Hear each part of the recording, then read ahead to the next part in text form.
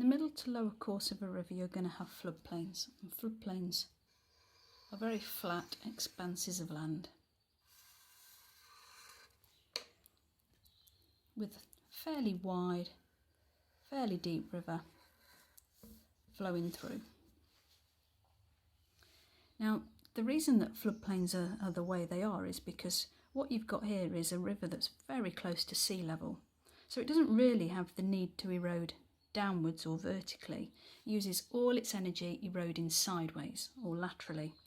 Now, over many, many years, the river's meandered its way over this floodplain, and as it's done so, it's taken away any areas of highland and replaced it with areas of flat deposited material. Now, floodplains are usually termed depositional features, even though originally erosion has created this flat bit of land. And that's because what happens with rivers now, or with floodplains now, is that they deposit a large amount of material. So because they're so low and they're so close to sea level, floodplains flood. So if you've had a lot of water, the river might actually cover the entire floodplain for a period of time. Now you can see that the water here on the floodplain is much more shallow than the water here in the channel itself. And as a result of that, that is going to flow much more slowly than that. It's got less energy, there's less of it. So it's almost stagnant water in places. If the flood's really bad, you'll see it flowing, it will look like a really wide river. But a lot of the time, that's going to be quite still water. And so any sediment that is carried in that river, and sediment's carried in every river, that's why rivers often look quite a sort of brown, dirty colour. Any sediment that's carried in that river is going to be deposited all along the floodplain. You get a fine layer. Floodplains are actually very fertile. You wouldn't want to grow too much on them because it would flood, but they're relatively fertile because this level here builds up over time. It's called alluvium. And alluvium is just material that's been deposited by the river. So things that's been carried in the river and just been deposited.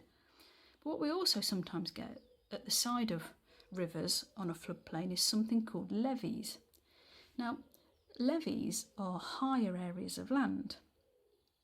And the way that they're formed is, as this river overflows its banks here, it instantly loses energy. It goes from this deep, fast-flowing bit of water to this shallow bit of water here. And when rivers lose their energy like that, they are going to deposit sediment. Now, they're going to deposit the biggest bits first because they're the heaviest and they're not going to be able to carry them. So you're probably going to get quite big deposits of sediment at the side of that river. And as the water continues to flow away from the river, those deposits will be sorted, which means they'll get smaller and smaller in size. Now, what that actually means is that when that flood has disappeared, you're going to get sediment left. So that water level's gone back down to normal, but you can see where the higher level of sediment is built up here with these larger particles. Now, this is a bit extreme. It wouldn't do this all in one go. But over time, what you're going to get is bits of the bank that are higher at the side of a river. And those banks that are higher at the side of a river are called levees. Okay, let's do some recap questions. Question 1. Why are floodplains known as depositional landforms?